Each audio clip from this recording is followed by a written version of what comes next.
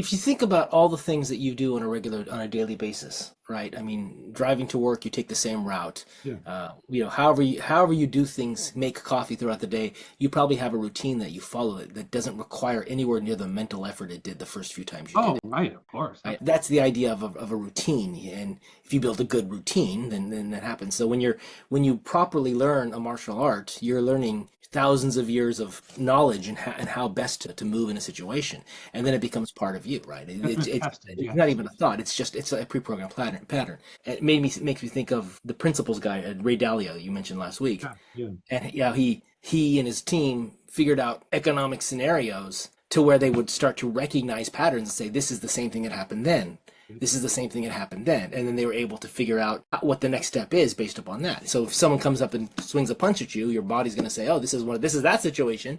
And it's going to respond in the way that you were taught to respond. Yeah, yeah, yeah. That's exactly right. And just there's just it's just you're just building habits, the same atomic habit thing. You're just building habits, but you're thinking about it ahead of time instead of just being reactive. But sitting down and planning your habit, sitting down and putting the thought into making a good habit, or even the vocabulary you use. And this is the other thing we talked about, was Yeah. how you can have branded vocabulary, words that you use on a regular basis that are specific to you and the way you think, and they resonate. But you need to think through, what does this word mean? How will I use it? It actually is a conscious thought. It's not just like you're randomly going to pick up the words that make up your Oh, character.